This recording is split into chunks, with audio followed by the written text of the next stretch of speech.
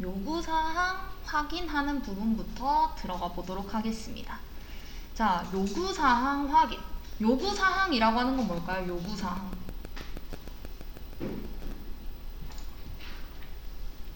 요구사항. 얘는 뭘까요? 정확히 말하면은 어떠한 문제를 해결하기 위해 필요한 조건이나 제약사항을 요구하는 것을 이제 우리가 요구사항이라고 하죠.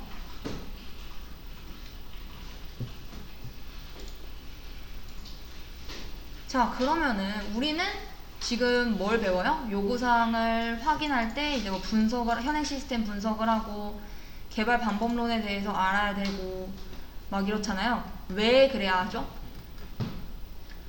이유는 고객을 만족시키기 위해서. 여기서 말하는 고객은 누구죠? 그쵸? 사용자라고 하기는 좀 그렇고, 만약에 우선 돈을 주는 사람이죠. 내가 개발자예요. 그럼 나한테 개발을 의뢰한 사람이 있을 거 아니에요? 나한테 돈을 주는 사람?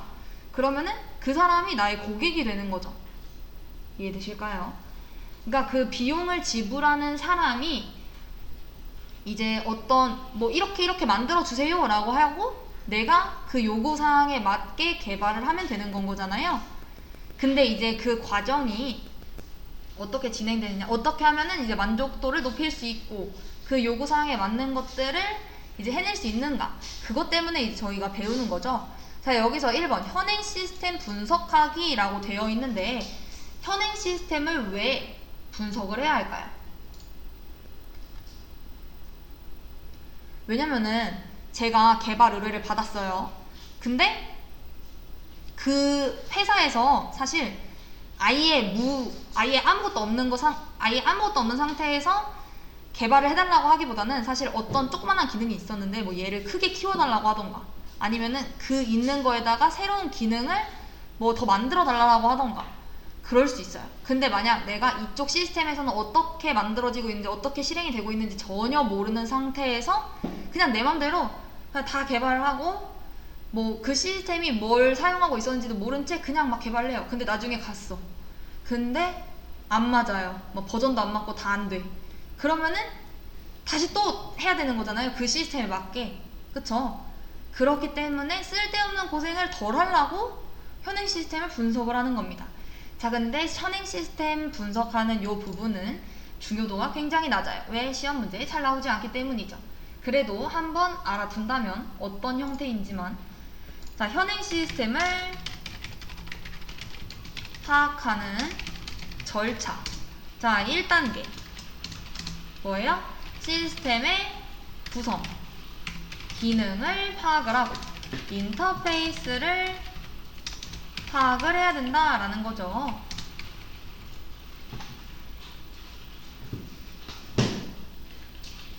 뭐 인터페이스 같은 경우에는 뭐 프로토콜이라던가 데이터 형식이라던가 뭐 연계하는 그 유형, 주기 같은 것들, 그리고 뭐 소프트웨어 인터페이스, 뭐 운영체제와 하드웨어들 사이에, 운영체제라고 하는 애들은 뭐 윈도우, 맥, 뭐 리눅스 요런 애들. 자, 그리고 하드웨어 인터페이스는 뭐 입출력 포트 이런 거. 시스템 구성 같은 경우에는 그 조직에서 그 주요 업무를 담당하는 기관, 뭐 아니면 지원 업무, 그쪽을 지원하는 그런 것들을 이제 구분을 하는 그 단계, 절차인 거고요. 2단계 같은 경우에는 시스템 아키텍처 및 소프트웨어 구성 파악입니다.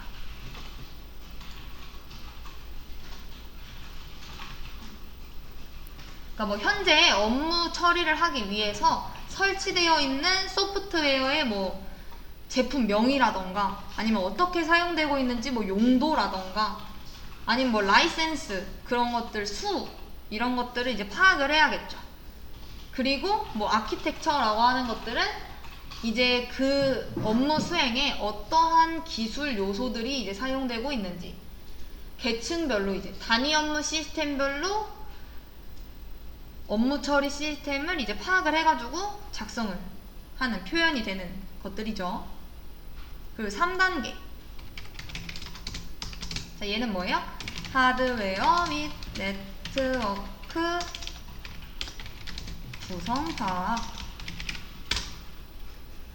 뭐 하드웨어로 따진다면 CPU의 속도가 어떤지, 메모리 크기, 뭐 램, 주요 사양들이 어떻게 되는지, 그리고 뭐 현행 시스템에 이중화가 적용이 됐다라고 하면은 새로 구성될 시스템에서도 이중화가 필요하기 때문에 뭐 비용이 얼마나 증가가 될지, 아니면은 뭐 구축을 어떻게 해서 난이도를 조절을 해야 할지, 이런 것들을 또 파악을 해야 하고, 네트워크 구성 파악이라고 하는 건 뭐 보안 취약성이라던가 아니면은 서버들의 그 물리적인 위치들, 이런 것들에서 이중화를 고려를 해줘야 되고, 현행 시스템은 또 어떤 식으로 네트워크를 구성하고 있는지, 이런 것들을 이제 파악을 해야 한다라는 거죠.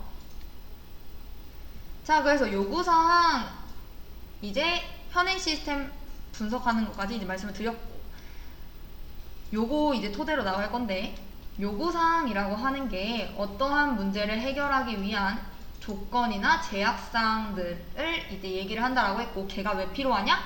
뭐 소프트웨어 개발을 하거나 유지보수를 하거나 그런 과정 속에서 필요한 기준과 근거로 이제 제공이 되기 때문에, 그리고 또한 뭐 이후 과정의 목표라던가 이런 것들을 세우기 위해서는 반드시 명확하게 정의가 되어 있어야 하는 거죠.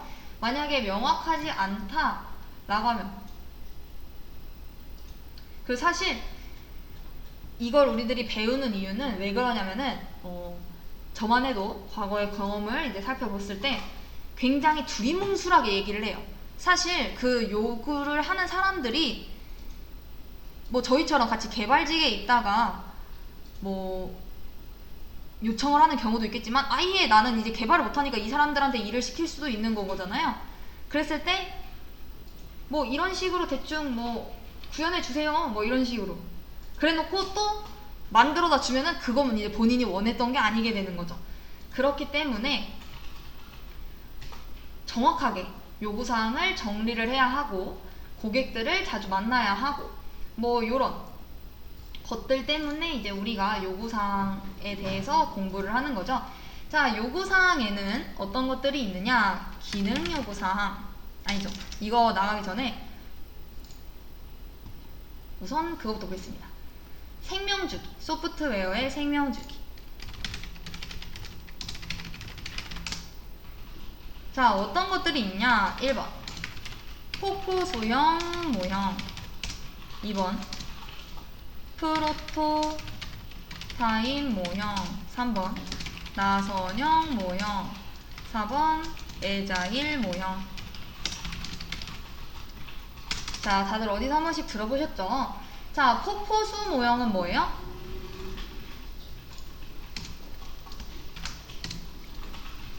순차적으로 한 단계 한 단계 진행을 해 나가며, 큰 특징은 전 단계가 수행되어 완료되기 전에는 다음 단계로 진행할 수 없다, 제한이 된다. 그럼 어떤 과정인 건데? 라고 하면은 계획, 요구 분석, 설계, 구현, 테스트, 유지, 보수, 요렇게 단계가 이어지게 됩니다. 가장 오래되고 가장 폭넓게 사용되고 있는 전통적인 소프트웨어 생명주기 모형이고요. 이제 가장 오래됐다 보니까 얘를 적용한 경험이라던가 성공한 사례들이 굉장히 많아요. 자, 지금 보게 되면은 한 단계 한 단계 꼭 진행이 돼야 되고, 순차적으로 다음 단계, 이 앞에 있는 게 끝나기 전까지는 뒤에 있는 걸 진행할 수 없다라고 했어요.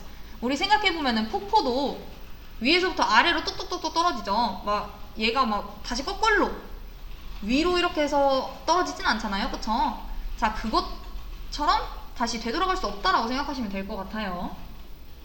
그리고 이제 요 소프트웨어 생명주기가 뭐냐라고 질문을 주셨는데, 소프트웨어 생명주기란 소프트웨어 생명 주기는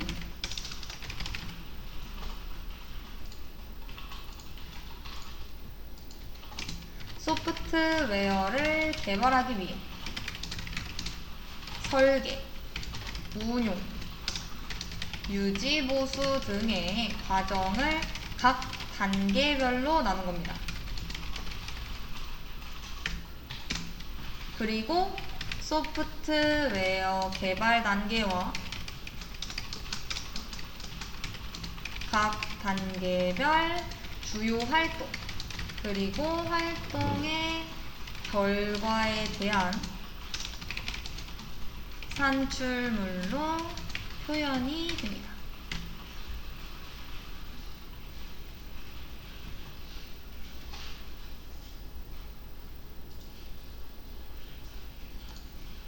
자, 이해되실까요? 자, 그러면은 프로토타입 모형은 뭐냐? 프로토타입이라는 게 뭐죠? 이제 완제품은 아니고 모형. 이제 간단하게 보여주는 거예요. 실제로. 그래서 개발 초기에 시스템의 모형을 간단히 만들어 사용자에게 보여주고 사용자가 정보 시스템을 직접 사용해 보게 함으로써 프로토타입을 재구축하는 과정을 사용자가 만족할 때까지 반복해 나가면서 시스템을 개선시켜 나가는 방식입니다.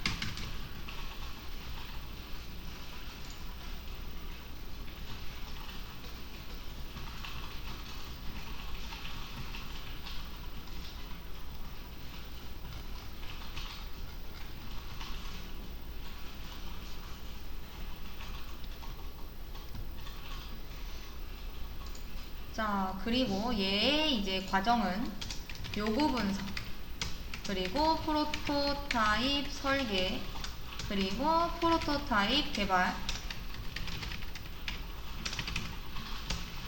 그리고 고객한테 이제 평가를 받는 거죠.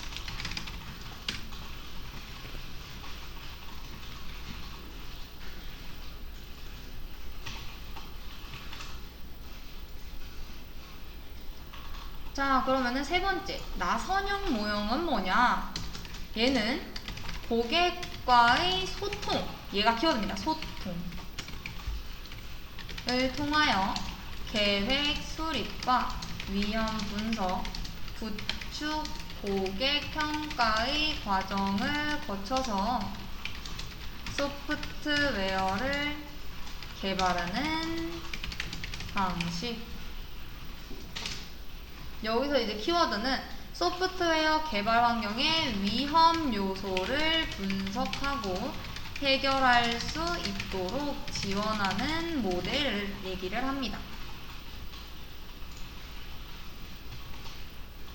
그러니까 나선이 이렇게 그림을 보면 이런 식으로 나선을 따라 돌듯이 이제 여러 번 개발 소프트웨어 과정을 거쳐가면서 점진적으로 이제 최종적으로 완벽한 소프트웨어를 개발하는 모형이라는 거죠. 자, 얘가 만약에 뭔지 기억이 전혀 안 나요. 그러면은 가끔 가다가 누가 제안을 했는지 그게 나옵니다. 자, 그건 이제 뭐예요? 보햄이라고 하는 사람이 제안을 했습니다. 폭포수 모형하고 프로토타입의 모형의 장점만 쪽쪽 가져다가 위험 분석이라고 하는 기능을 추가를 한 모형이에요. 즉, 얘를 사용을 하면 뭐가 좋아요? 유지 보수 과정이 전혀 필요가 없죠.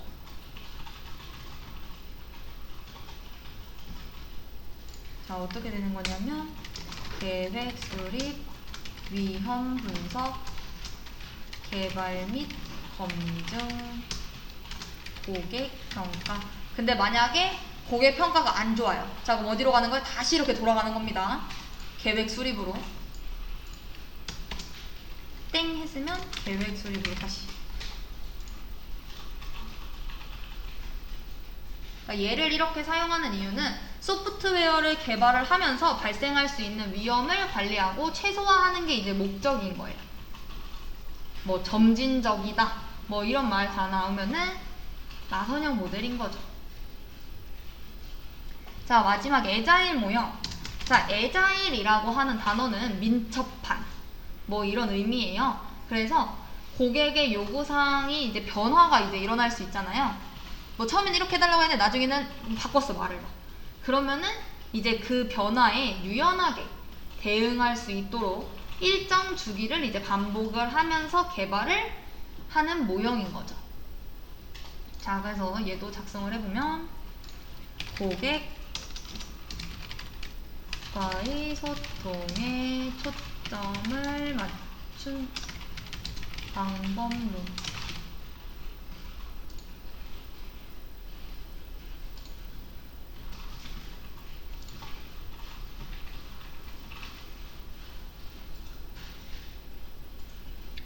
그러니까 근데 여기서 이제 말을 하는 게 어떤 특정 개발 방법론이 좋은가요?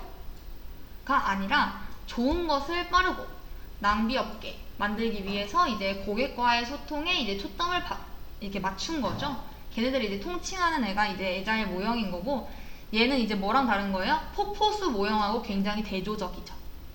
그래서 기업 활동 전반에 걸쳐가지고 이제 얘가 사용이 되고, 대표적인 개발 모형을 얘기를 한다면 뭐 스크럼이라던가 XP 요런 애들이 되겠죠.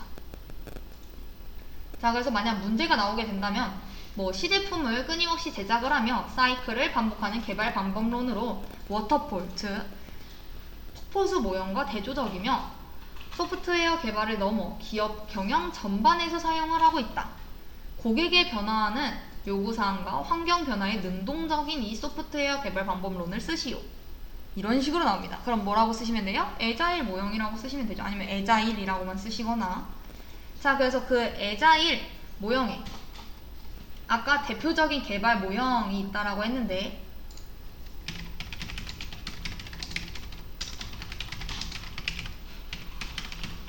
자, 아까 XP라고 말씀을 드렸죠.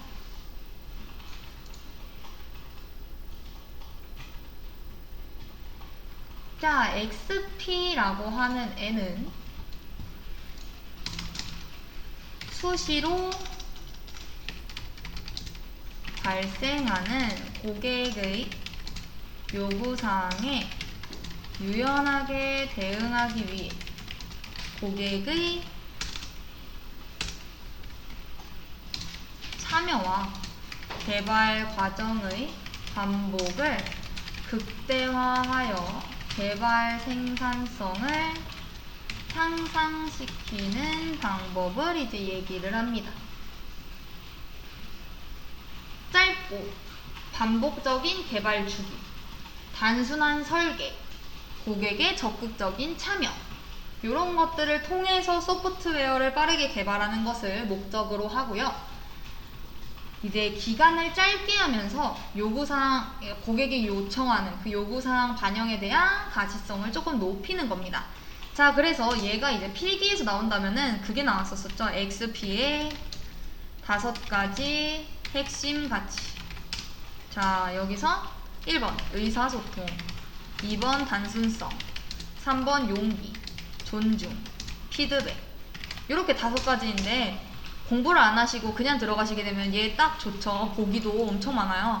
용기 이런 거 집어넣으면 누가 봐도 이거 좀 아닌 것 같으니까 막 이거 체크해가지고 틀리시고 이러시는데, 요 5가지 같이 알고 계시면은 좋을 것 같습니다. 그래서 이제 만약 뭐 기출로 해서 나온다라고 하면은 뭐 5가지 핵심 가치에는 의사소통, 용기, 피드백 등이 있을 때 남은 2가지를 쓰시오. 뭐 이런 식으로 나올 수도 있고요. 이제 XP에 대해서 우선 기출 위주로 확인을 해보면은 리팩토링, 우리 소프트웨어 공학에서 리팩토링을 하는 목적, 얘에 대해서 쓰라고 했던 적이 있었어요. 자, 리팩토링 하는 이유는 뭐죠?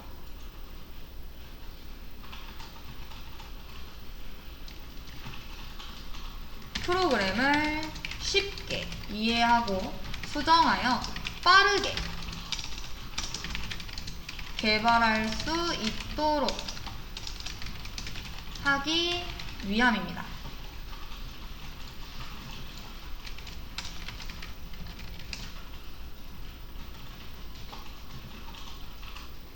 그러니까 리팩터링이라고 하는 게 결과는 이제 변경이 없어요. 결과는 내가 만약에 3을 출력했다라고 하면은 걔도 이제 똑같이 3이 나오는 거예요. 근데 코드의 구조를 이제 재조정을 한다라는 거죠. 웬만하면 이걸 왜 쓰느냐? 막 코드가 이런 말을 해도 되는지 약간 더러워요. 코드가 만약 더럽게 짜졌어요. 그러면은 이제 깨끗하게 가독성이 좋게 만들고 나중에 유지보수하기 편하게 이제 하는 건 거죠. 뭐 버그를 없앤다라던가 아니면은 뭐 새로운 기능을 추가한다라던가 이런 행위는 아닙니다. 리팩터링은 사용자가 보는 이제 화면, 외부 화면은 똑같은데 그 안에 있는 구조가 변경이 되는 것들을 이제 우리가 리팩터링이라고 얘기를 하고, 그걸 하는 목적은 뭐다? 프로그램을 쉽게 이해하고 수정해서 빠르게 개발할 수 있도록 하기 위해서 이제 그 목적이 있습니다. 이해되실까요? 자, 그래서 요구사항이라고 하는 애는 어떤 문제를 해결하기 위해서 제공하는 서비스에 대한 설명, 그리고 정상적으로 운영되는 데 필요한 제약 조건이라고 얘기를 하는데요. 요구사항이라고 하는 애는 아까도 말씀드렸다시피 개발이나 유지보수 과정에서 필요한 기준과 근거를 이제 제공을 하게 됩니다. 이때 이제 여러분이 알아두셔야 되는 거, 중요한 거죠. 시험 문제에도 진짜 나왔어요. 요구사항 유형입니다. 자, 첫 번째 기능 요구사항입니다. 그리고 두 번째 비기능 요구사항. 많이 들어보셨죠? 자, 기능 요구사항은 뭘까요? 자, 개발할 시스템이 어떠한 기능을 하는지에 대한 사항. 시스템이 반드시 수행해야 하는 기능. 뭐 시스템은 입출력으로 무엇이 포함이 되어야 하는지, 아니면은 뭐 어떤 데이터를 저장을 하고 연산을 해야 하는지, 이런 것들에 이제 해당이 되는 게 기능적 요구사항이고요. 기능 요구사항. 비기능적 요구사항이라고 하는 애는 뭐 시스템의 장비, 구성, 뭐 속도, 메모리, 성능, 뭐 이런 것들 있죠. 보안 요구사항, 뭐 품질, 이런 것들이 이제 비기능적 요구사항에 해당이 됩니다. 자, 그리고 얘네가 이제 시험 문제에 가장 많이 나와서 이렇게 작성을 했는데, 요구사항 유형에는 두 가지가 더 있습니다. 3번 사용자 요구사항, 그리고 4번 시스템 요구사항. 자, 사용자 요구사항은 진짜 말 그대로 사용자 관점에서 이 시스템이 제공해줘야 할 요구사항인 거고요. 시스템 요구사항은 이제 시스템이라고 하는 게 개발자인 거죠. 개발자 관점에서 이 시스템 전체가 이제 뭐 사용자나 다른 시스템이나 이런 것들에게 제공해야 할 요구사항을 이제 얘기를 하고요. 뭐 좀 더 기술적인 용어로 표현이 되면은 뭐 소프트웨어 요구사항이라고도 불리죠. 자, 그래서 기능 요구사항 정리를 해보면 시스템이 무엇을 하는지, 어떤 기능을 하는지, 시스템이 반드시 수행해야 하는지, 뭐 어떤 데이터를 저장하거나 연산을 수행해야 하는지,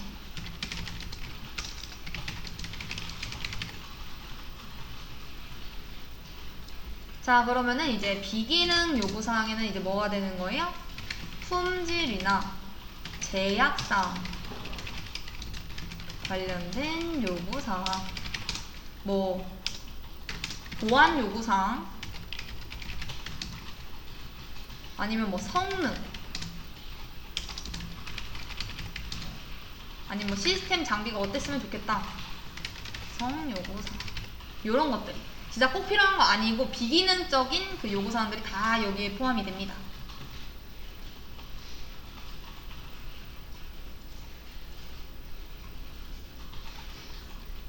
자, 그러면은 골라볼까요? 얘는 아마 필기에서 나왔던 걸로 기억하는데, 자 1번 기억을 할게요. 위에 이미 1, 2, 3, 4가 있으니까. 기억.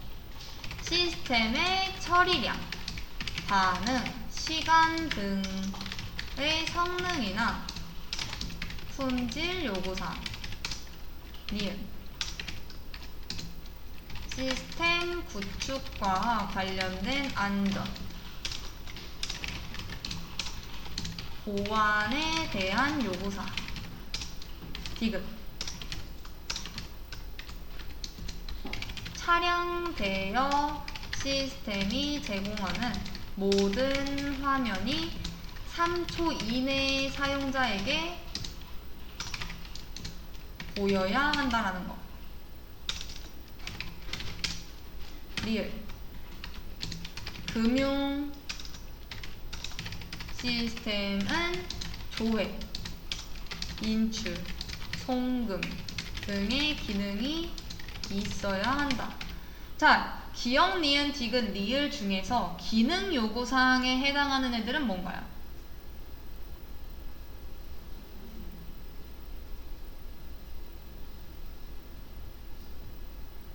자, 제가 요구사항을 이게 다 적었다라고 했을 때 여기서 기능 요구사항에 해당하는 거, 그리고 비기능 요구사항에 해당하는 거, 뭐 이런 식으로 적으라고 할 수 있죠. 자, 그럼 어떻게 적으실 거죠? 기능사항에 해당되는 애는 뭐예요? 기억, 니은, 리을 중에서? 리을. 얘는 꼭 필요한 거잖아요. 조회, 인출, 송금 등의 기능이 있어야 한다. 그쵸? 자, 리을 말고 다른 건 없나요?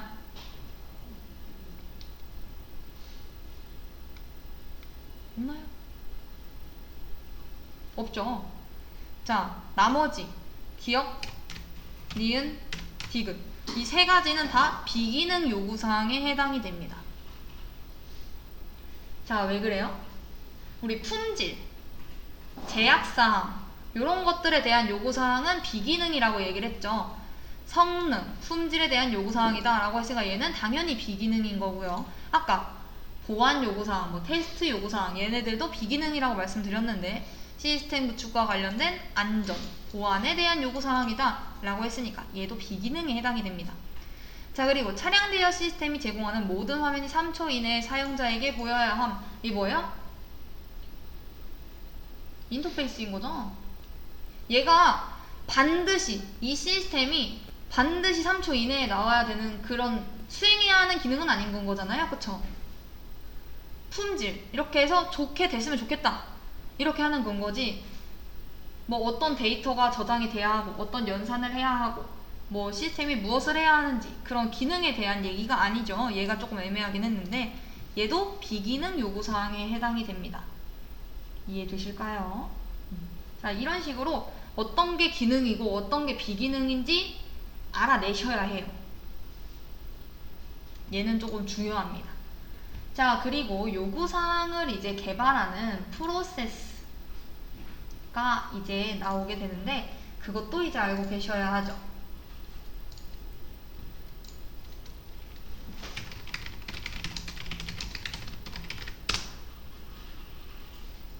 자, 어떻게 되느냐? 도출, 분석, 명세, 확인.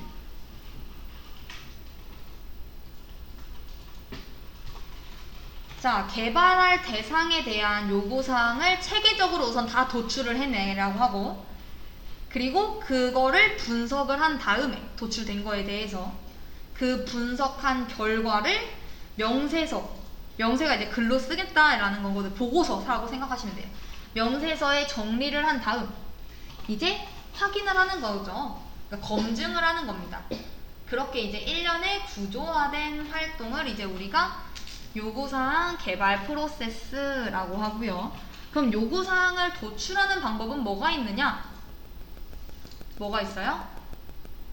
그러니까 요구사항 도출이라고 하는 건 시스템, 사용자, 그리고 뭐 시스템 개발에 관련된 사람들이 서로 의견을 교환하여 요구사항이 어디에 있는지, 어떻게 수집할 것인지를 식별하고 이해하는 과정입니다. 자, 도출하는 방법은 여러 가지가 있는데 뭐 브레인스토밍, 뭐 아니면은 설문지를 받는다라던가, 아니면 우리 프로토타입이 뭐였어요? 시제품 만들어서 내는 거였잖아요. 그것처럼 프로토타이핑, 뭐 인터뷰, 워크샵, 요런 것들이 있겠죠. 등등등. 자, 그리고 이제 요구사항 분석. 도출 레슨 분석을 해야겠죠. 자, 요구사항 분석이라고 하는 건 개발 대상에 대한 사용자의 요구사항들 중에서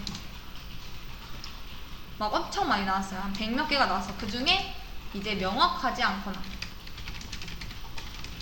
아니면은 조금 애매해요. 모호해서 이해되지 않는 부분을 발견하고 이를 걸러내기 위한 과정을 이제 얘기를 합니다.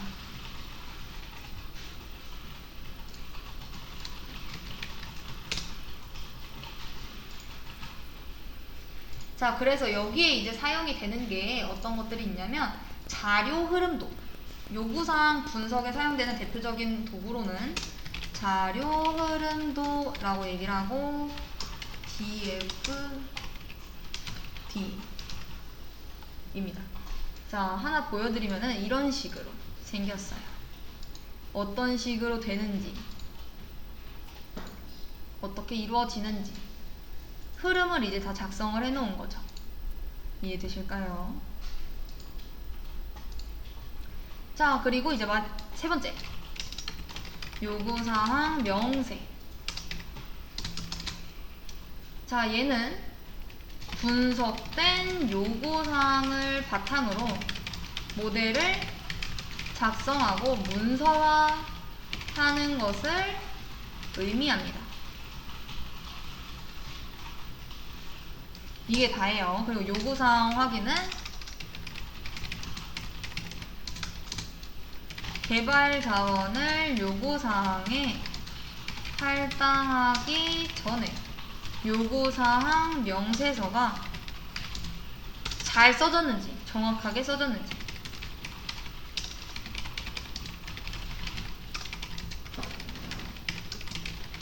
검토하는 활동을 이제 우리가 요구사항 확인 아니면은 요구사항 검증이라고도 얘기를 합니다.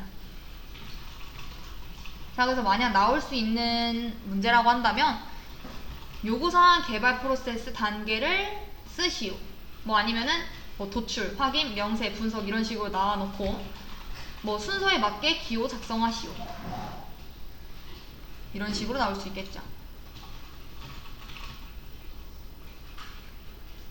자, 그 다음 요구사항 분석에 대해서 조금 더 이제 본다면 무엇을 해야 하는지, 개발의 출발점이면서 실질적인 첫 단계라고도 얘기를 하고요. 요구를 추출하여 목표를 정하고 어떤 방식으로 해결할 것인지 결정하는 게 요구사항 분석입니다. 이해되실까요? 그래서 그 부분 알아두셔야 하고요. 자, 그리고 자료 흐름도에 대해서 아까 잠깐 보여드렸었는데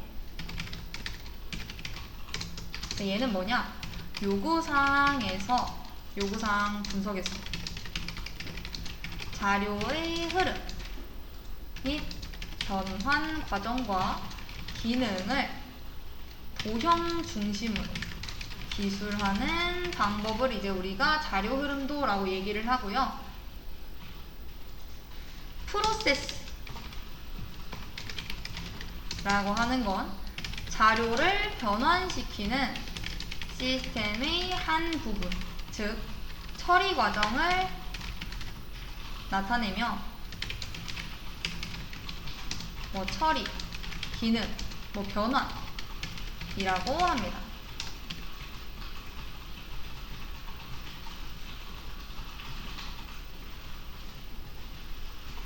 자, 그래서 기호로 이렇게 아까 본 것처럼 뭐 화살표라던가 원이라던가 직선, 뭐 사각형 이런 것들을 이용을 해서 자료의 흐름을 표시한다 이러면은 분석 도구는 자료 흐름도인 겁니다. 그리고 우리는 버블 차트라고도 불러요. 이 자료 흐름도를. 자, 그리고 이 자료 흐름도의 4가지 구성 요소 중 프로세스만 말씀을 드렸는데 남은 3가지는 뭐냐? 자료의 흐름, 그리고 자료 저장소, 그리고 단말입니다.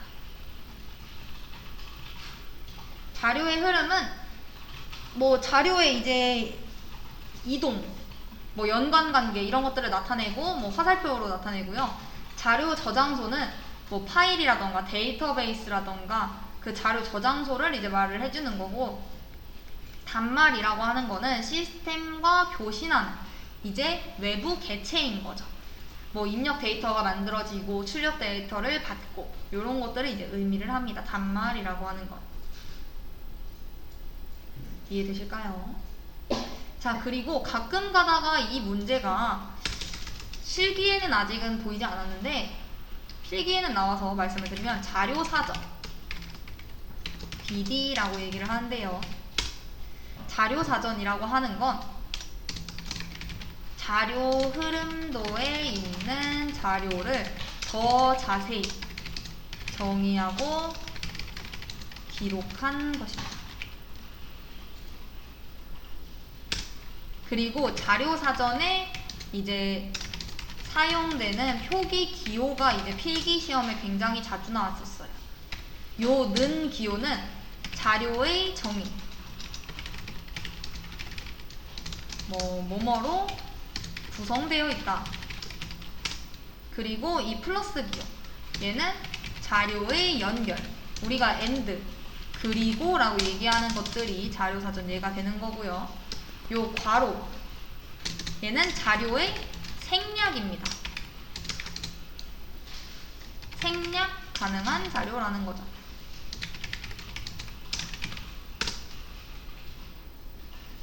그리고 요 대괄호, 얘가 자료의 선택, 예를 들자면 또는이 되는 거죠. 그리고가 아니라 또는. 그리고 요 중괄호, 얘가 자료의 반응. 그리고 요 별 2개, 얘가 자료의 설명. 시험에 나올 때는 주석이라고 얘기가 나왔습니다. 그래서 자료의 생략, 자료의 반복, 자료의 설명, 요 3가지가 필기시험에서 가끔 가다가 나와가지고 말씀을 드린 거고요. 혹시나 기호에 대한 설명이 있고 그 기호를 쓰라고 할 수도 있기 때문에 어디서 나올지 모르잖아요. 그래서 말씀을 드렸습니다. 자, 그 다음 이제 조금 더 중요한 부분에 대해서 말씀을 드리려고 하는데, 요구사항 분석 기법에서 아까 요구사항 분석이 뭐라고 말씀드렸죠? 명확하지 않거나 모호한 부분을 걸러내기 위한 방법이에요. 자, 근데 이제 그 과정 속에서 개념 모델링이라는 게 나옵니다. 자, 개념 모델링이란 요구사항을 쉽게 이해할 수 있도록 현실 세계의 상황을 단순화하여 개념적으로 표현한 것을 모델이라고 하며, 이러한 모델을 만드는 과정을 모델링이라고 합니다. 이때 중요한 게 주로 어떤 언어를 사용하느냐, UML이라고 하는 걸 사용을 합니다.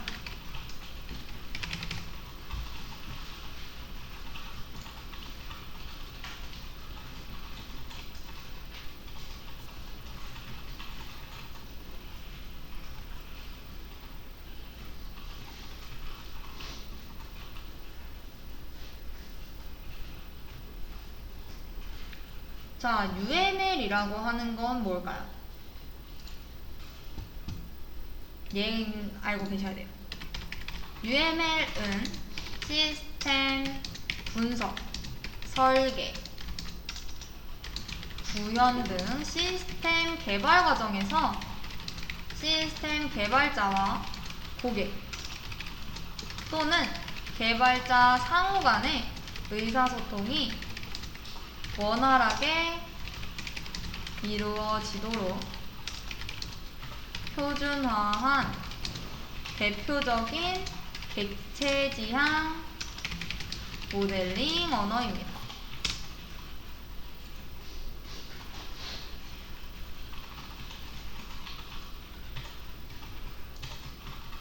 자, 중요한 건 UML의 구성이에요. 뭘로 구성이 되어 있는가? 자, 1번 사물, 2번 관계, 3번 다이어그램입니다. 사간다 라고 외우시면 돼요. 사간다. 사물, 관계, 다이어그램. 사간다, 사간다, 사간다. 외우세요. 사간다. 그래서 UML의 구성은 뭐다? 사물, 관계, 다이어그램이 있다. 자, 그리고 사물에는 어떤 것들이 있느냐?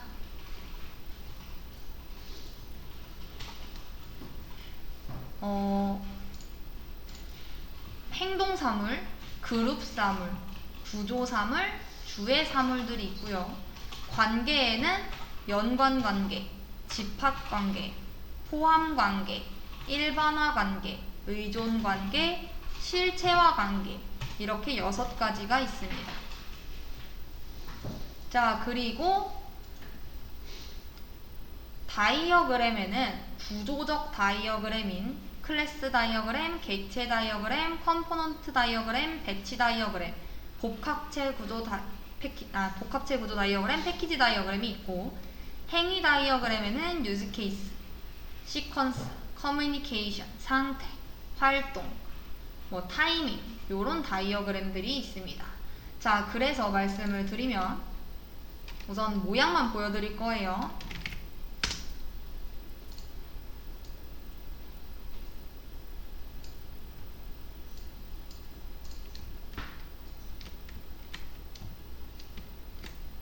얘는 확대가 안 되나요? 잠시만요.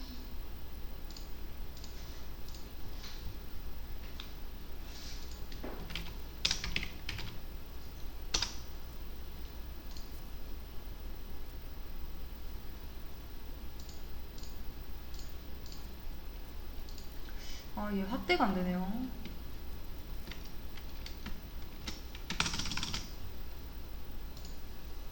그리고 여기가 그게 없어가지고 지금 보이시나요? 잘 안 보이실 것 같은데. 얘가 이제 클래스 다이어그램, 얘가 유즈 케이스 다이어그램, 얘가 시퀀스 다이어그램, 상태 다이어그램, 활동 다이어그램이고, 이제 자주 보이는 친구들만 해서 가지고 온 거예요. 이 그림은 제가 그러면은 저희 그 단톡방에다가 보내드릴 테니까 한번 거기서 이제 확인을 해주시면 좋을 것 같습니다.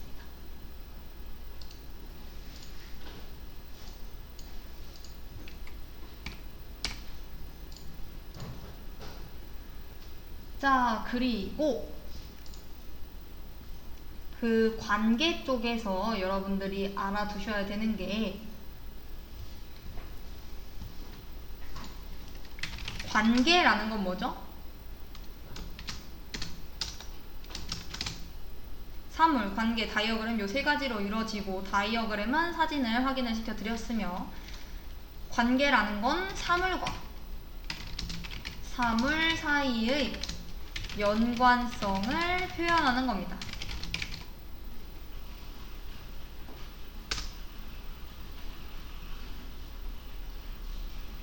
자, 연관관계라고 하는 건 2개 이상의 사물이 서로 관련되어 있다는 거예요. 자, 여기에 사람이 있고 여기에 집이 있어요. 자, 만약에 이렇게 해서 11이라고 하면, 자, 현재 사람이 집을 소유를 하고 있는 관계이며, 사람은 자기가 소유하는 집에 대해서 알고 있지만 집은 누구에 대해서 자신이 소유하고 있는지 모른다라는 의미를 갖고 있는 거예요. 좀 더 깊게 해설을 해보면, 사람 쪽에 지금 1이라고 하는 숫자가 써져 있죠. 얘는 집은 한 사람에 의해서만 소유가 될 수 있다는 겁니다. 그리고 여기도 지금 1이라고 써 있는데 사람은 집을 딱 하나만 소유할 수 있다라는 거예요. 자, 그리고 만약 이런 식으로 여기는 뭐 강사, 여기는 학생, 그리고 이렇게 이어져 있다라고 해봅시다.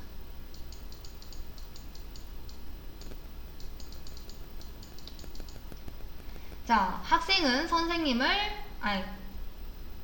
강사는 학생을 가르치고 학생은 강사로부터 가르침을 받는 것처럼 얘네들도 이제 관계가 있는 거죠. 자, 지금 보게 되면은 1점점 별 이렇게 되어 있는데, 자, 이건 뭐예요? 학생이 한 명 이상의 선생님으로부터 가르침을 받는다라는 거고, 지금 학생 쪽에 붙어 있는 얘는 선생님은 한 명 이상의 학생들을 가르칠 수 있다라는 겁니다. 자, 이런 것처럼 서로 연관이 되어 있는, 관련이 되어 있는 관계를 우리가 연관관계라고 얘기를 하고요. 집합관계라는 것도 있습니다. 자, 집합관계라고 하는 애는 뭐 컴퓨터와 프린터 이런 애들이 되겠죠. 아니면은 뭐 문과 키, 제일 많이 나오는 키워드예요.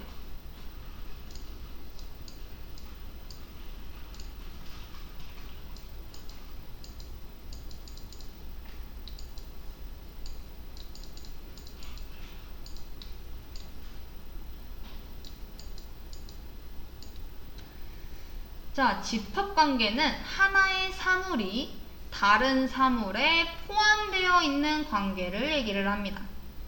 자, 프린터는 컴퓨터에 연결을 해서 사용을 할 수 있고, 뭐 이 하나의 컴퓨터가 아니라 다른 컴퓨터에다가도 연결을 해서 사용을 할 수 있어요. 이런 것들처럼 집합이 되어 있는 다른 사물에 포함되어 있는 관계. 자, 그러면 포함 관계는 뭐냐? 자, 포함관계는 집합관계에서 이제 좀 특수한 겁니다. 그 포함하는 사물의 변화가 포함되는 사물에도 영향을 미치는 관계예요. 어떤 거냐? 자, 여기에 문이 있고 여기에 키, 열쇠가 있다라고 해봅시다. 자, 그랬을 때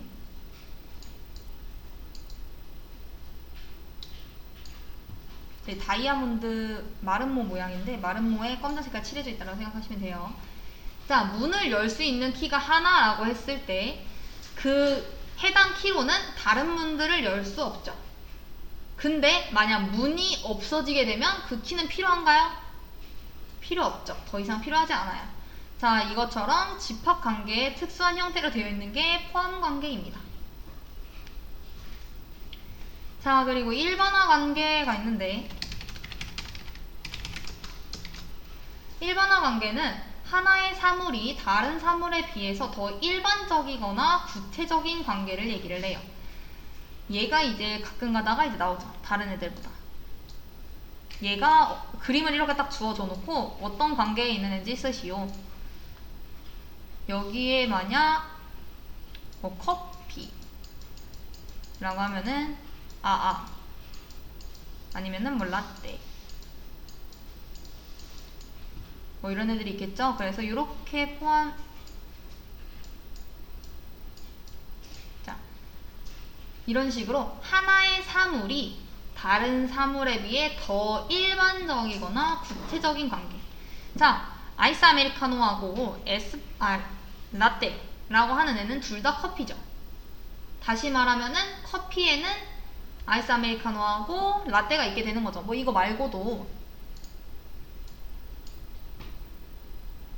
또 뭐가 있을까요? 뭐 고기라고 했을 때 뭐 삼겹살, 목삼겹살 뭐 이런 식으로 있겠죠. 자, 둘 다, 자, 삼겹살도 목삼겹살도 둘 다 고기고 고기에는 삼겹살도 목삼겹살도 있다. 이런 것처럼 얘네들이 일반화 관계입니다. 얘는 알아두셔야 돼요. 다른 애들보다. 위에 있는 거 몰라도 얘는 조금 알아두시면 좋습니다. 자, 의존 관계라고 하는 애도 있는데요.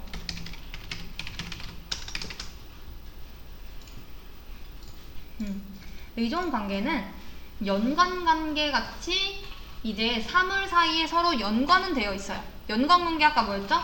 우리 그 선생님 그 나왔던 거. 여기 사람 집, 강사 학생. 얘네들이 연관 관계였죠?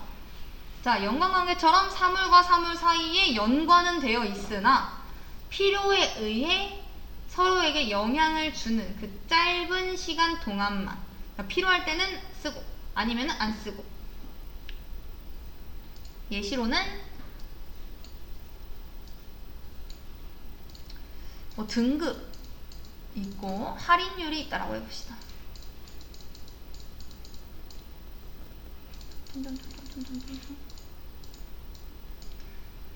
자, 등급이 높으면 할인율을 적용을 하고 등급이 낮으면 할인율이 적용되지 않는다. 뭐 이런 것처럼 살짝 의존하고 있는 관계가 의존 관계입니다. 자, 그리고 마지막 실체화 단계입니다. 자, 실체화 단계라고 관계.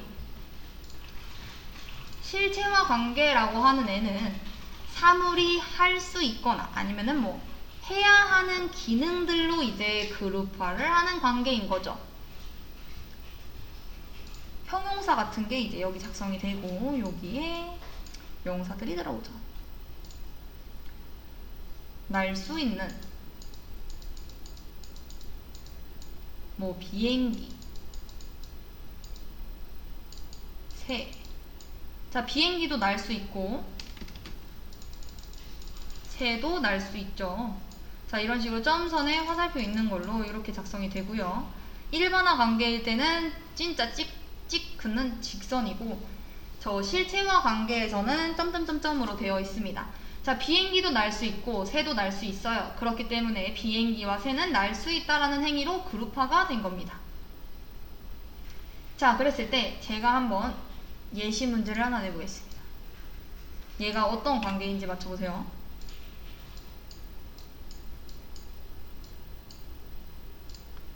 뭐 택시, 버스, 트럭, 차.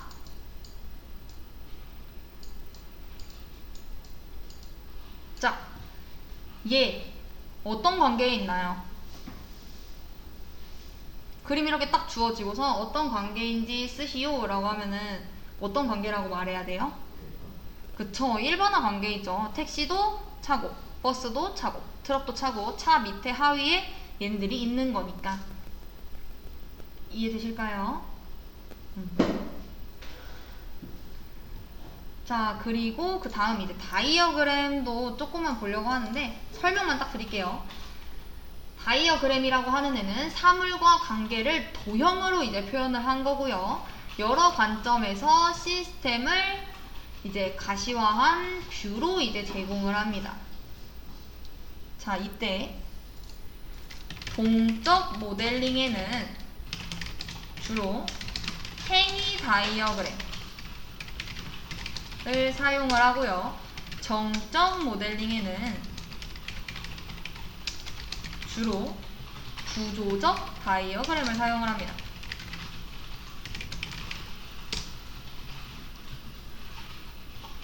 자, 아까 구조적 다이어그램에는 뭐가 있다라고 말씀드렸죠? 클래스 다이어그램, 객체 다이어그램, 컴포넌트 다이어그램, 배치 다이어그램, 복합체 구조 다이어그램, 패키지 다이어그램. 이렇게 6가지가 있습니다. 자, 클래스 다이어그램이라고 하는 건 당연히 클래스와 클래스가 가지는 속성이라던가 클래스 사이의 관계들을 표현을 해주고요. 객체 다이어그램이라고 하는 애는 클래스에 이제 속해진 사물, 즉 객체죠. 인스턴스를 특정 시점의 객체와 객체 사이의 관계로 이제 표현을 하는 애가 이제 객체 다이어그램. 컴포넌트 다이어그램은 실제 구현 모듈인 컴포넌트 간의 관계라던가 컴포넌트 간의 인터페이스를 표현을 하는 게 컴포넌트 다이어그램. 배치 다이어그램은 결과물, 프로세스, 컴포넌트 등 물리적인 요소들을 위치로 이제 표현을 한 게 배치 다이어그램. 얘는 이제 구현 단계에서 사용이 되죠. 자, 그리고 복합체 구조 다이어그램은 클래스라던가 컴포넌트가 복합 구조를 갖는 경우 그 내부 구조를 표현을 한 게 복합체 구조 다이어그램입니다. 자, 마지막 패키지 다이어그램은 유즈 케이스라고 하던가 클래스 등의 모델 요소들을 그룹화한 패키지들의 관계로 이제 표현을 해주는 게 패키지 다이어그램입니다. 자, 그래서 행위 다이어그램은 뭔데? 라고 하면 자, 뭐뭐 있어요? 유즈 케이스 다이어그램, 순차 다이어그램, 시퀀스 다이어그램이라고도 하죠. 커뮤니케이션 다이어그램, 상태 다이어그램, 활동 다이어그램, 그리고 상호작용 대요 다이어그램, 타이밍 다이어그램. 이렇게 7가지가 있습니다. 자, 유즈 케이스 다이어그램이라고 하는 건 사용자의 요구를 분석하는 것으로 기능 모델링 작업에 사용이 되고 사용자와 사용 사례로 구성이 되며 사용 사례 간에는 여러 형태의 관계로 이루어지는 게 이제 유즈 케이스 다이어그램이고요. 순차 다이어그램은 상호작용하는 시스템이나 객체들이 주고받는 메시지를 이제 표현을 합니다. 자, 그러면 커뮤니케이션 다이어그램은 뭐냐? 동작에 참여하는 객체들이 주고받는 메시지와 객체들 간의 연관 관계를 표현을 한 게 이제 커뮤니케이션 다이어그램이고요. 상태 다이어그램은 하나의 객체가 자신이 속한 클래스의 상태 변화 혹은 다른 객체와의 상호작용에 따라 상태가 어떻게 변화하는지를 표현을 합니다. 자, 활동 다이어그램은 시스템이 어떤 기능을 수행하는지 객체의 처리 로직이나 조건에 따른 처리 흐름의 순서에 따라서 이제 표현을 하고요. 상호작용 다이어그램은 상호작용 다이어그램 간의 제어 흐름을 표현을 합니다. 자, 그리고 타이밍 다이어그램은 당연히 시간 제약을 명시적으로 표현한다라는 게 큰 특징이죠. 자, 그리고 가끔 가다가 이런 단어가 나올 수 있어요. 럼바우 객체지향 분석 기법에서 동적 모델링에 활용됨. 자, 얘는 어떤 다이어그램이냐?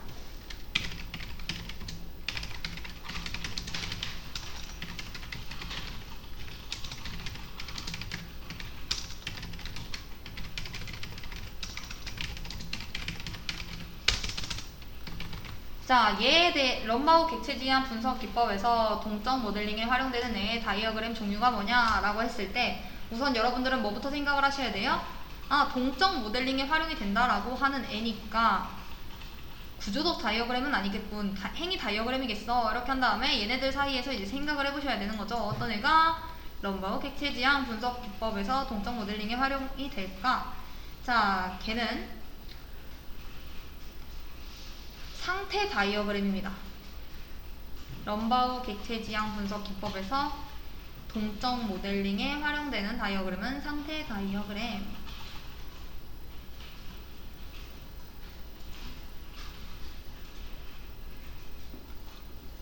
자,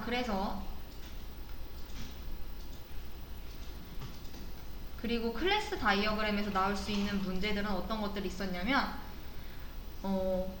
뿅뿅뿅 다이어그램은 UML 다이어그램 중에서 객체들을 뭘로 추상화를 하여 표현하는 다이어그램이다.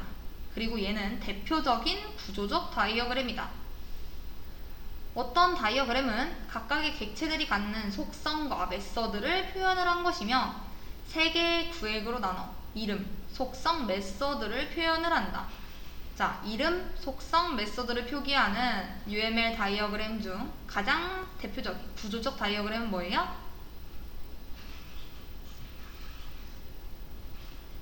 속성과 메서드를 표현한 것, 각각의 객체들이 갖고 있는 클래스 다이어그램입니다. 자, 그런 식으로 나올 수 있는 애들이 있기 때문에 확인을 해 주시면 좋을 것 같고요. 자, 이렇게 해서 저희들이 지금 다이어그램까지 확인을 해 봤습니다. 자, 근데 다이어그램에서 제가 한 가지 빠뜨린 부분이 있어가지고 하나 더 말씀을 드리겠습니다. 아까 럼바우 객체 지향 분석 기법에서 동적 모델링에 활용되는 애가 상태 다이어그램이라고 말씀을 드렸죠. 자, 활동 다이어그램이라고 하는 애는 유즈 케이스 사이에서 발생하는 복잡한 처리 흐름을 명확하게 표현을 한다라고 했는데, 여기서 이제 알고 계셔야 되는 게 하나 있어서 말씀을 드리려고 합니다. 활동 다이어그램의 구성 요소 세 가지가 있는데요. 액션, 액티비티라고도 얘기를 하고요. 노드, 그리고 스임 레인입니다. 여기서 중요한 건 스임 레인입니다. 스임 레인이라고 하는 거는 액티비티 수행을 담당하는 주체를 구분을 하고요. 우리 수영장에 가면은 레인으로 이렇게 착착 있는 거 있죠. 1번 레인, 2번 레인, 3번 레인, 4번 레인, 거기서 수영 선수들 막 이렇게 수영하고 이러잖아요. 그것처럼 가로나 세로에 실선을 두어가지고 이렇게 구분이 되어 있는 게 이제 스임 레인입니다. 그걸 생각을 해주시면 좋을 것 같아서 가지고 와봤고요. 자, 그리고 어디 갔어? 자, 소프트웨어 재사용.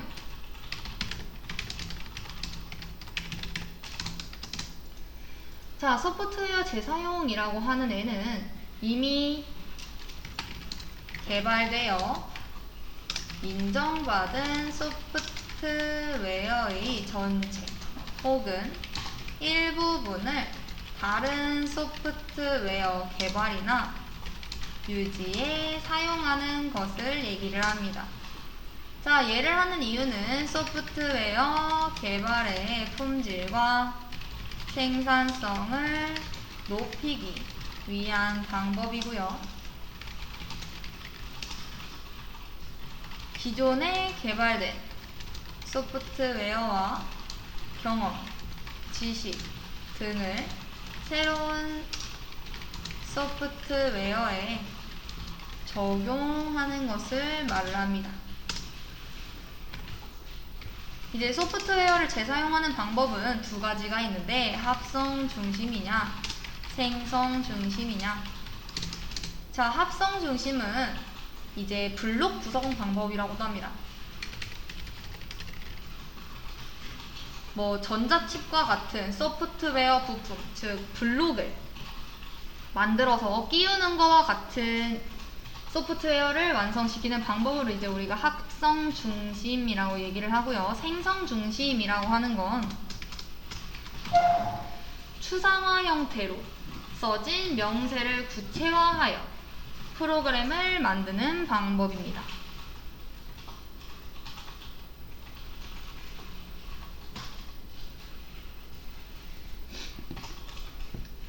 자, 패턴 구성 방법이라고도 얘기를 하죠.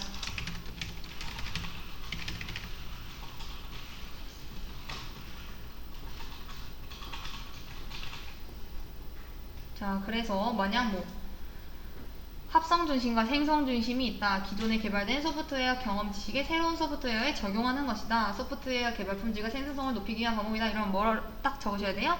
소프트웨어 재사용이라고 말씀을 해주셔야겠죠. 자, 그리고 얘와 이제 비슷한 단어가 이제 소프트웨어 재공학입니다. 자, 소프트웨어 재공학이라고 하는 건 새로운 요구에 맞도록 기존의 시스템을 이용하여 보다 나은 시스템을 구축하고 새로운 기능을 추가하여 소프트웨어 성능을 향상시키는 것. 웬만하면은 유지보수하는 비용이 소프트웨어 개발 비용의 대부분을 차지를 하기 때문에 유지보수의 생산성 향상을 위해서 소프트웨어 위기를 해결하는 방법을 이제 소프트웨어 재공학이라고 얘기를 합니다. 기존 소프트웨어 데이터들과 기능들의 개조, 개선 이런 것들을 통해 유지 보수성과 품질을 향상을 시키는 거죠. 자, 저렇게 해서 소프트웨어 제공학을 하면 뭐가 좋은가요? 소프트웨어의 품질이 당연히 향상이 될 거고, 생산성이 증가가 될 거고, 수명이 연장이 되고, 오류가 감소를 하겠죠. 자, 그래서 제공학은 뭐다? 기존 시스템을 이용을 하여 보다 나은 시스템을 구축을 하고 새로운 기능을 추가하여 소프트웨어 성능을 향상시키는 게 소프트웨어 제공학이다. 이해되실까요? 자, 그리고 가끔 가다가 나오는 애가 있는데 비용 산정 기법이 나옵니다. 자, 비용 산정 기법에서 우선 상향식 비용 산정 기법을 해보도록 하겠습니다.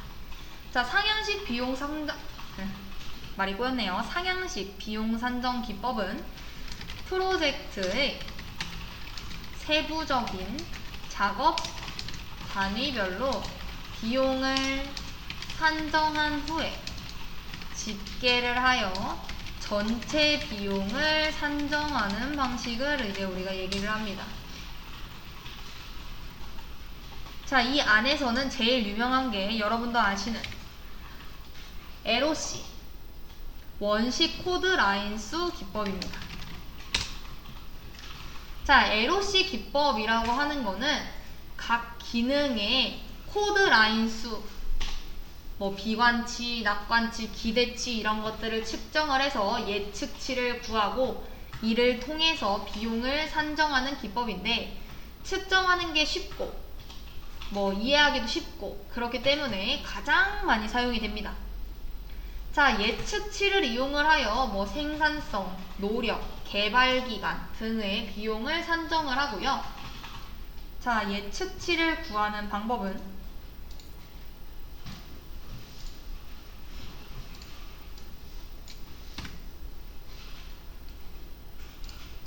자, 예측치는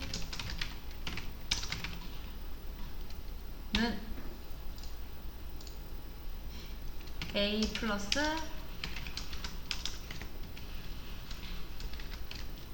4 곱하기 M 플러스 B, 그리고 여기 짝대기가 찍 있어요. 분수입니다. 그리고 여기 6. 자, 여기서 A란 낙관치를 얘기를 하고요. B는 비관치, M은 기대치를 얘기를 합니다. 자, 산정되는 이제 공식은 노력은 개발기간 곱하기 투입인원,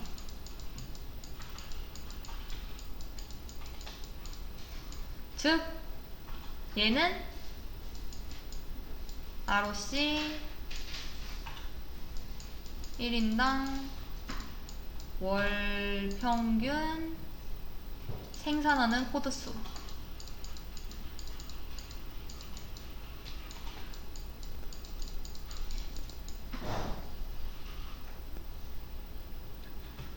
자, 그래서 나오게 되면은, 자, 문제. 자, ROC 기법으로 이제 예측이 된 라인 수가 3만 줄이라고 해봅시다. 3만 라인. 그리고 개발에 참여할 프로그래머가 5명. 그리고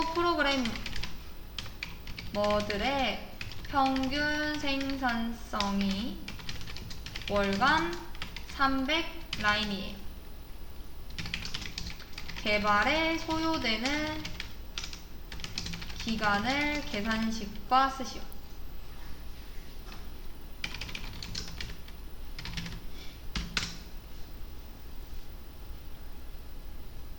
자, 이렇게 되면 어떻게 해줘야 되죠?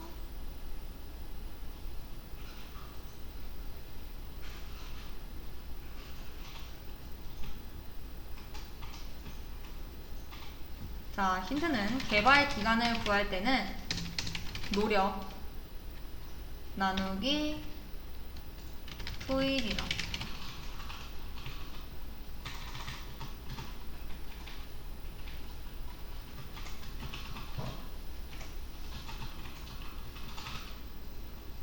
자, 왜 그래요? 아까 전에 공식 보면은 노력은 개발기간 곱하기 투입인원이다. 근데 우리가 필요한 거는 개발기간인 거니까 얘만 저쪽으로 보내면 되는 거죠.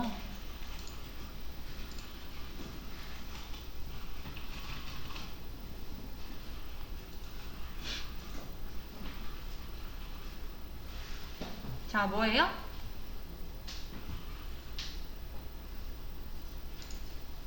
자, 우선 여기 지금 필요한 게 뭐예요? 자, 이 그대로 가볼게요. 개발 기간은 구하기 위해서는 노력 그리고 투입 인원. 자, 근데 노력은 ROC 1인당 월평균 생산코드 라인수인 거잖아요. 자, 뭐예요? ROC는 원시코드 라인수, 예측된 수. 자, 우리 아까 전에 몇만 라인이라고 그랬어요? 자, 아까 보면은 우리 3만 라인이라고 했잖아요. 예측해서 나온 그 라인 수가 ROC 기법에 의해서 예측된 총 라인 수가 3만이라고 했으니까 보면은 개발 기간은 노력을 먼저 구해야 되는 건데 노력을 구하려면 얘가 먼저 필요한 거니까 ROC는 3만이고 1인당 월 평균 생산하는 코드 라인 수는 아까 300 라인이라고 했죠. 월간. 자, 그러니까 300. 그리고 얘가 지금 노력인 거고요. 여기에 이제 투입되는 인원이 적혀지면 되는 거잖아요. 아까 몇 명이라고 했어요? 5명이라고 했죠. 자, 그러니까 여기에 5 이렇게 되면 되겠네요. 자, 이거 계산하면 얼마 나와요?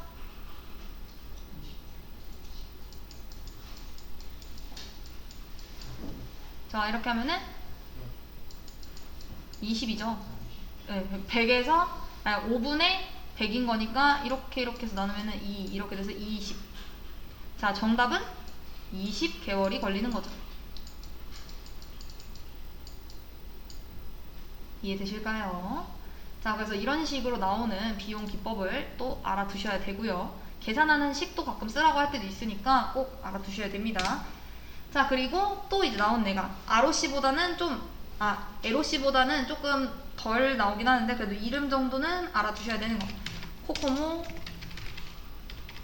모형입니다.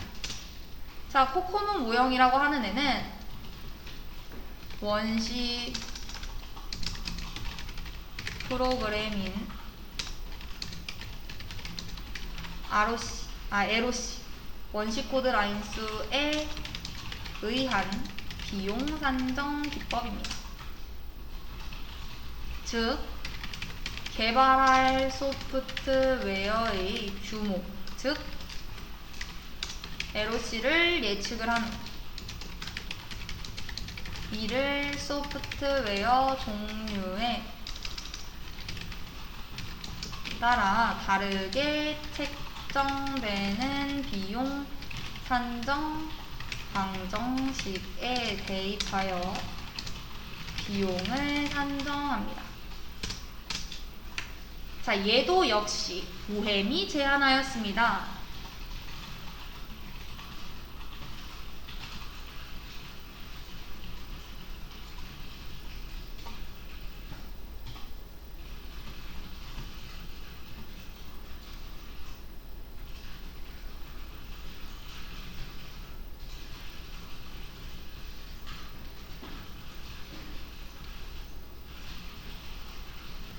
자, 그리고 또 모형에 또 있는데 푸트남이라는 게 있습니다.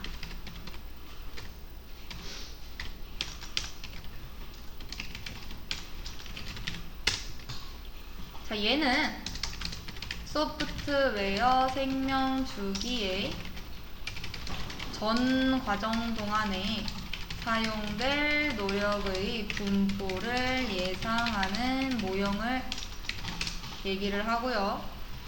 푸트남이라는 사람이 제안을 해서 푸트남 모형인 겁니다. 자, 대형 프로젝트의 노력 분포 산정에 이용이 되는 기법입니다.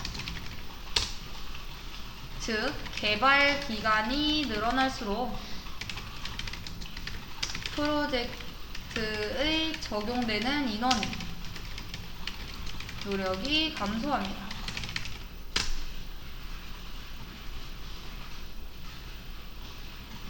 그래서 만약 소프트웨어 비용 산정 기법 중 푸트남 모형의 개념을 간략히 서술하시오 라고 하면은 뭐라고 말하시면 돼요?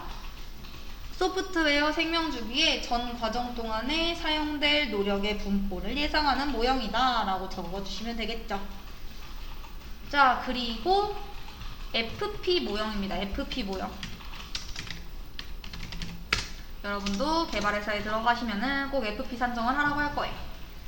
자, 얘는 뭐냐? FP라고 하는 게 기능점수입니다. 기능점수 모형. 똑같은 말이에요.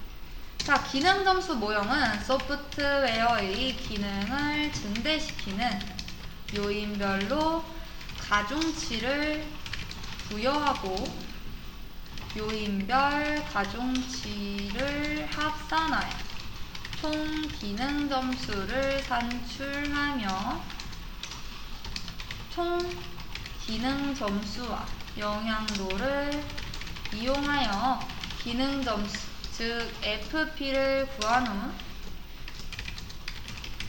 이를 이용해서 비용을 산정하는 기법을 우리가 FP 모형이라고 얘기를 합니다.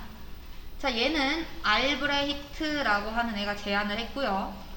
자, 소프트웨어 기능을 증대시키는 요인은 뭐 자료 입력, 정보 출력, 명령어, 뭐 데이터 파일, 뭐 필요한 외부 루틴과 인터페이스 같은 것들이 될 거고요. 뭐 그냥 소프트웨어 기능, 비용 산정이라고 하면은 FP라고 작성을 해주시면 좋을 것 같습니다. 이해되실까요?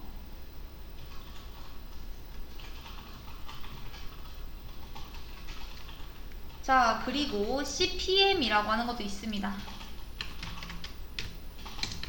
자, 얘는 임계 경로 기법이라고도 얘기를 해요.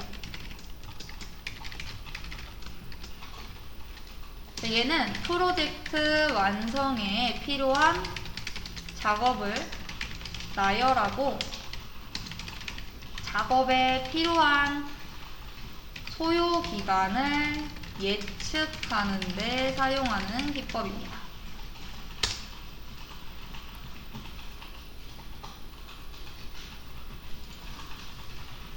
자, 그래서 어떤 식으로 생겼냐? 자, 요런 식으로 생겼습니다. 자, 원형 노드 같은 경우에는 각각의 작업을 얘기를 하고요. 작업 이름하고 소요 기간 같은 것들을 표시를 합니다. 그리고 또 네모난 박스가 있죠. 박스 노드는 이제 이정표를 의미를 하고요. 이정표 이름과 예상 완료 시간을 표시를 합니다. 또한 간선 같은 것들을 나타내는 이제 화살표가 보이는데요. 자, 이제 화살표 같은 경우에는 이제 흐름에 따라서 각 작업이 이제 진행이 되는 거고, 얘도 역시 전 작업이 완료가 돼야지만 다음 작업을 진행할 수 있다라는 거.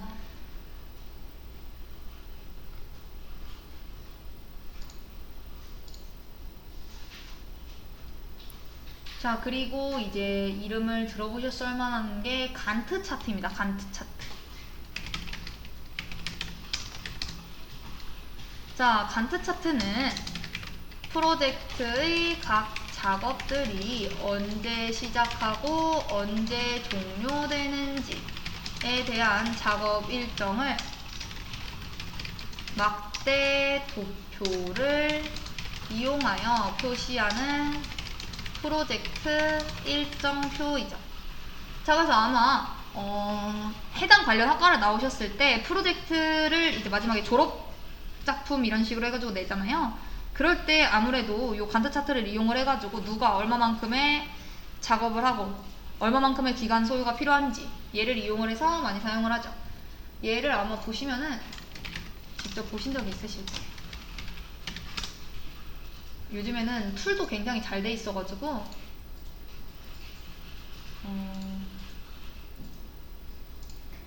그림이 예쁜게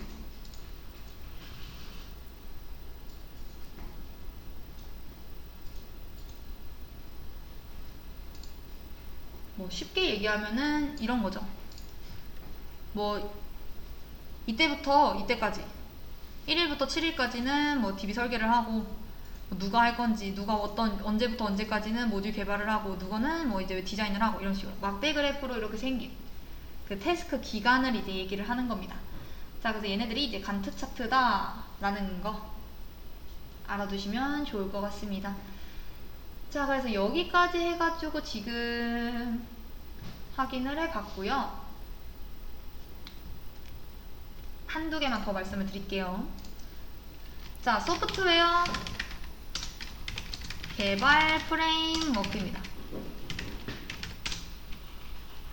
자, 소프트웨어 개발 프레임워크는 소프트웨어 개발에 공통적으로 사용되는 구성 요소와 아키텍처를 일반화해서 손쉽게 구현할 수 있도록 써드릴게요.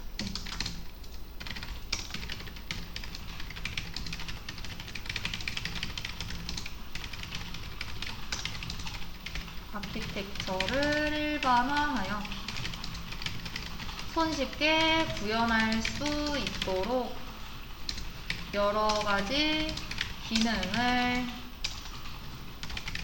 제공해주는 반제품 형태의 소프트웨어 시스템입니다. 자, 프레임워크가 해주는 그럼 기능이 뭐냐?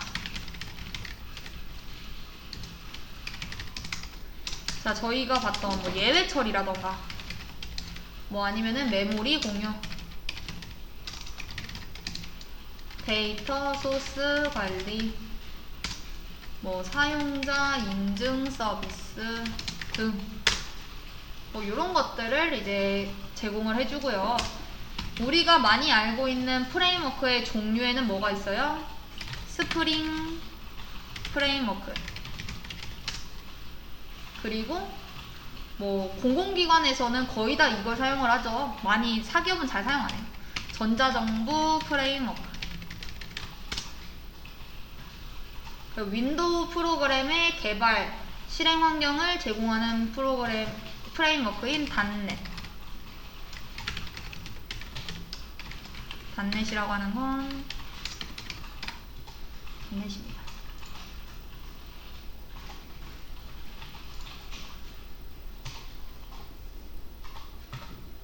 자, 그래서 소프트웨어 개발 프레임워크가 뭔지, 그리고 그 중에서 유명한 애들이 뭐가 있는지 요 정도 알고 계시면 좋을 것 같고요.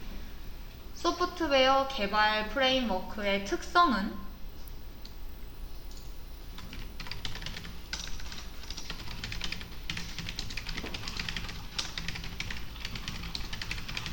1번 모듈화, 2번 재사용성, 3번 확장성, 4번 제어의 역흐름입니다. 여기서 이전에 나왔던 건 제어의 역흐름이 나왔습니다.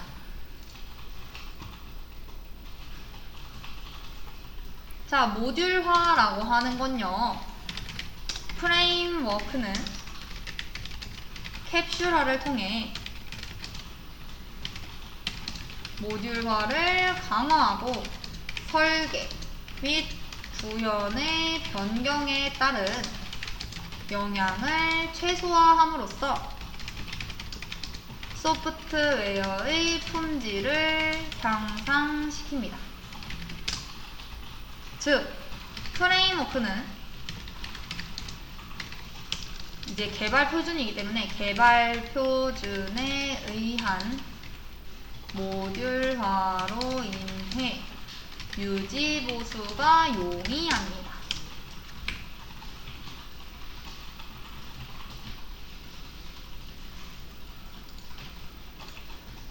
그렇다면 재사용성은 뭐냐?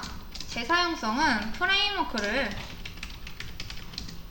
이제 재사용 가능한 모듈들을 제공함으로써 예산 절감, 생산성 향상, 품질 보증이 가능하다.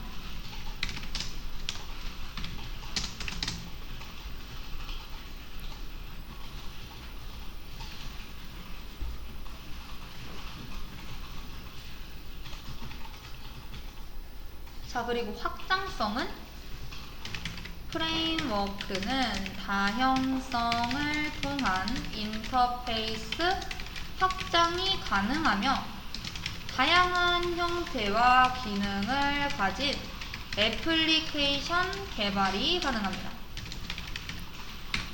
얘가 이제 중요한 거죠. 제어의 역할은 개발자가 관리하고 통제해야 하는 객체들의 제어를 프레임워크에 넘김으로써 생산성을 향상시킨다.